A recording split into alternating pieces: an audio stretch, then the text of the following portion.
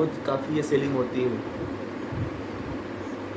हाँ, वही उसी को लॉ ऑफ अट्रैक्शन है, द सेक्रेट में ही लॉ ऑफ अट्रैक्शन है ना। तो जो आप प्राप्त करना चाहते हो उसके बारे में ही चिंतन करो, उसके बारे में ही आप बार बार सोचो, यही है ना। लॉ ऑफ अट्रैक्शन वाली बुक यही है।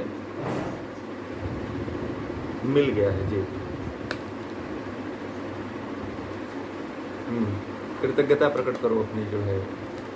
हाँ, ठीक है, समझो। देखिए, जीवन में जो है जिसको आप पाना चाहते हो, तो हमारी संस्कृति नहीं, हाँ ये बात अभी हम वहीं पे आ रहे हैं।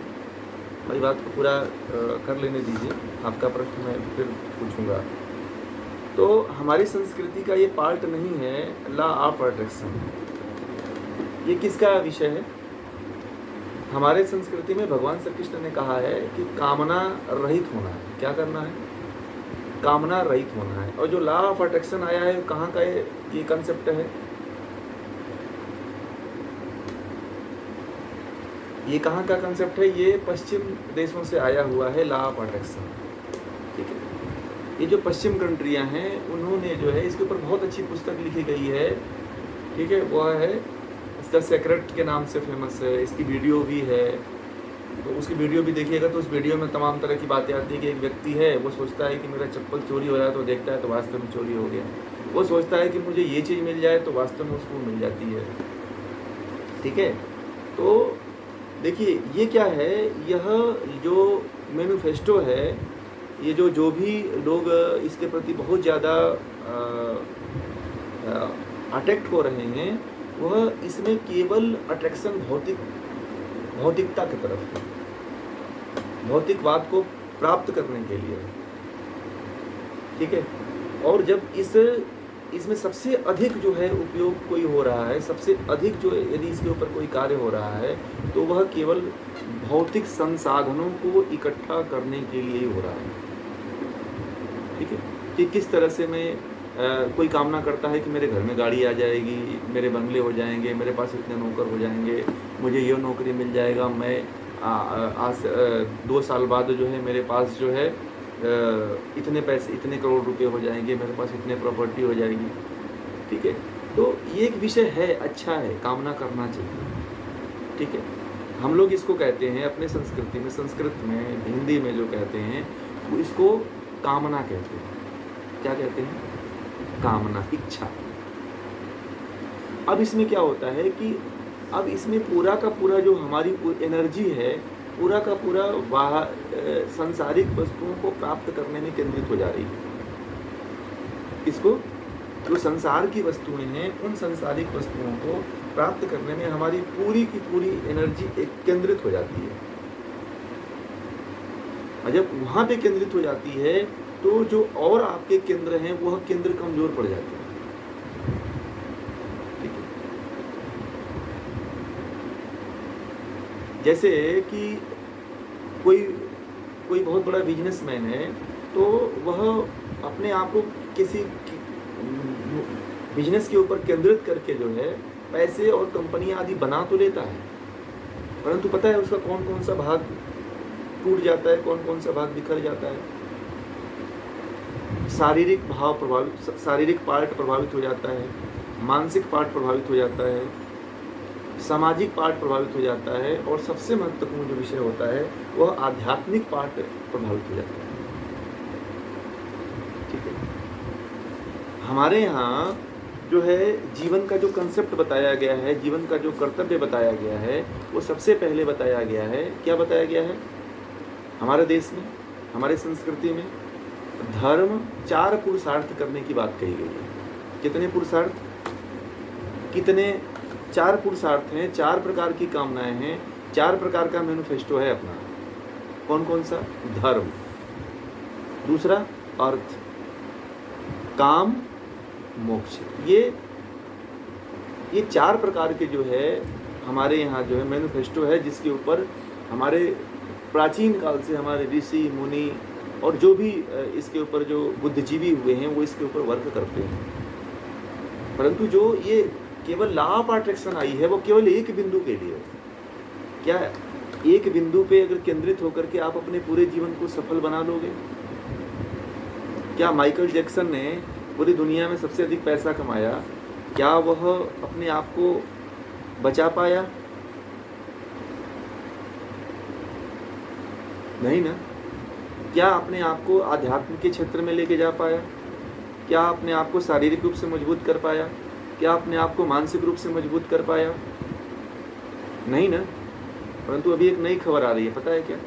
एक नई खबर आ रही है कि माइकल जैक्सन अभी जिंदा है, झूठ मूठ का प्रसारित किया जा रहा है, वो भी जिंदा है, वो मरा नहीं है। तो कहने का मतलब यह है कि जो कितना भी आप किसी चीज़ को प्राप्त करने की कामना करते हो, अपना जीवन में बनाते हो कि मुझे ये बनाना है, मुझे ये प्राप्त करना है, मुझे इतने समय में ये अचीव कर लेना है, ये प्राप्त कर लेना है, वह सही विषय नहीं है। मैंने बहुत से करोड़पतियों को देखा है, बहुत से अरबपतियों को देखा है कि पूरा का पूरा उनका ध्यान पैसा कमाने में लग जाता है।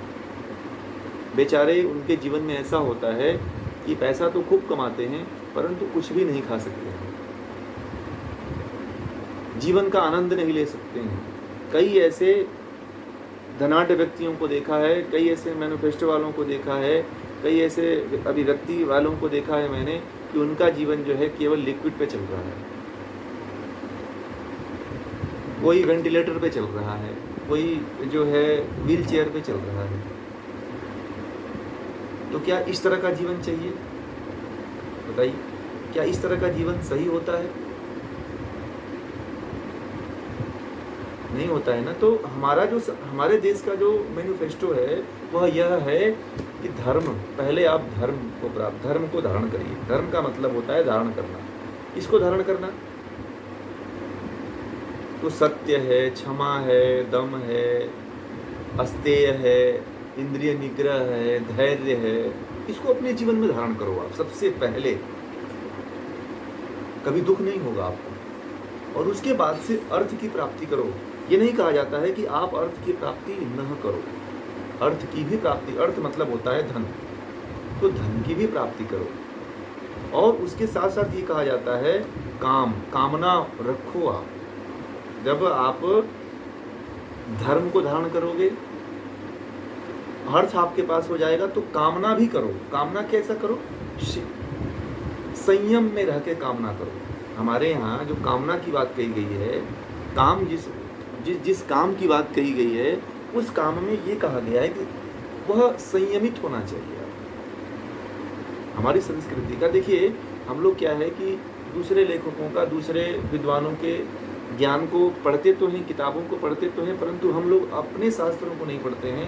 इसीलिए हम लोग कहीं ना कहीं एक ही बिंदु पे हम लोग भी अटैक्ट हो रहे हैं। जितने मोटिवेशनल गुरु हैं आप लोग देखना, इसी पे बात करते हैं, जो आपने कहा ना मैनिफेस्टो,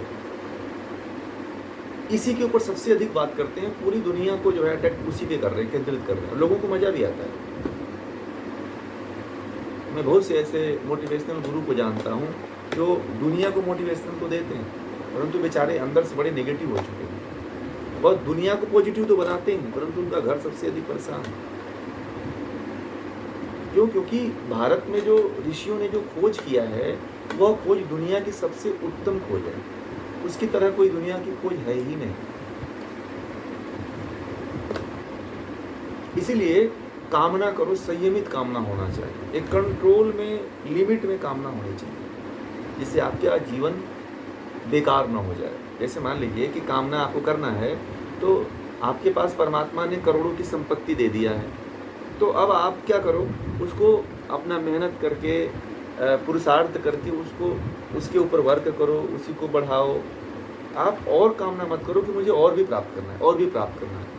पहले अपनी अवस्था भी देखो, अपनी उम्र को भी देखो, अपने जीवन को भी देखो, अपने स्वास्थ्य को भी देखो, तब कामना करो आप।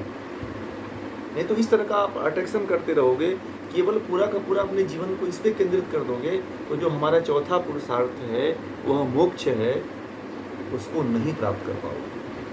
और जो व्यक्ति जो है इन चार पुरुषार्थों की तरफ नहीं बढ़ता है, वह व्यक्ति जीवन में कभी भी सफल नहीं हो पाता। ये ऐसा है कि ये चारों जो है गाड़ी के 4 पहिए हैं। गाड़ी एक पहिए से चलती है क्या? नहीं चलती है ना।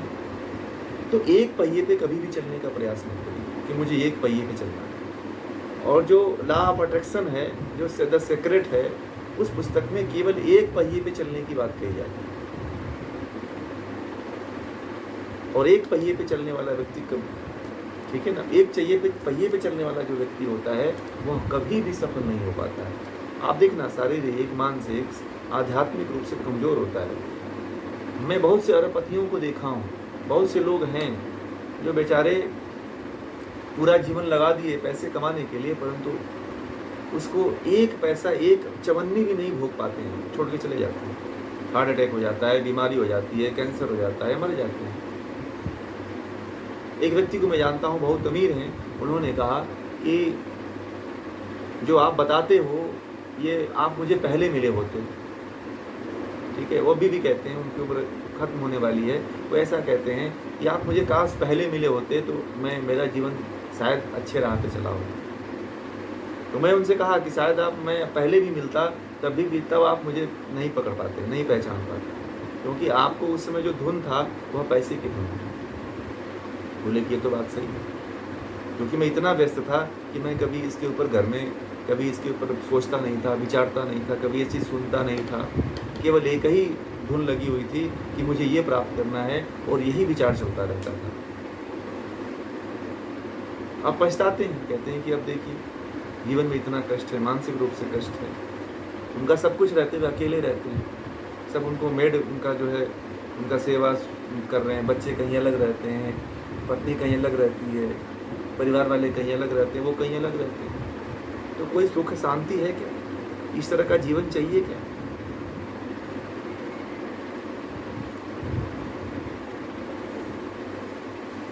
आप लोगों ने जो इस समय सबसे अमीर आदमी कौन है पूरे विश्व का, याद है आप लोगों को? जो माइक्रोसॉफ्ट का जो क्या नाम है उसका, बिल गेट्स को आप लोगों ने देखा है? बिल गेट्स को देखा है? उसकी स्थिति क्या है इस समय?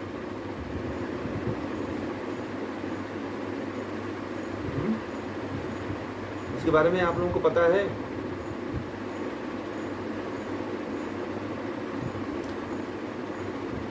और व्हील चेयर पे है। सबसे महत्वपूर्ण बात है कि बिल गेट्स जो है व्हील चेयर पे चलता है। ठीक है, वो सिर भी नहीं हिला सकता है, कुछ बोल भी नहीं सकता है, केवल व्हील चेयर पे से पड़ा रहता है और दूसरा कोई रिमोट से चल रहा है।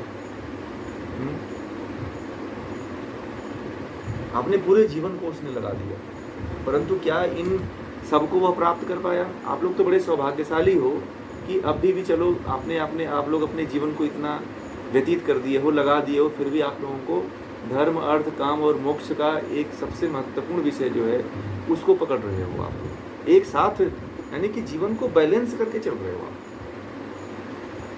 जीवन को बैलेंस करके चलना बहुत जरूरी होता है। उसके 4 पहिए हैं। जीवन में ध्यान रखना कि एक भी पहिया अगर पंचर हो गई तो आपका जीवन सफल नहीं हो पाएगा। इसलिए चारों पहियों पे बैठ के चलना है गाड़ी चलाने का। इसको नोट कर लेना आप लोग, धर्म, अर्थ, काम और मोक्ष। मोक्ष को कभी नहीं भूलना है। अगर मोक्ष को जो भूल जाता है वह परमात्मा की तरफ आएगा ही नहीं। उसका एक पहिया इस संसार में आज के समय में कितने पहिए पे गाड़ी लोगों की चल रही है, बता सकते हैं आप लोग?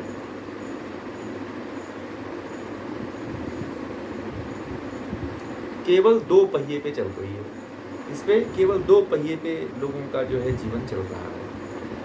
बाकी 2 पहिया जो है कोई यूज की नहीं है, उसको लोगों ने पूरी तरह से छोड़ दिया है। इसलिए जो है इस मैनिफेस्टो को आप लोग अपना लीजिए और अपने जीवन में इससे आगे बढ़िए, क्योंकि दुनिया का सबसे उत्तम है व्यवस्था है।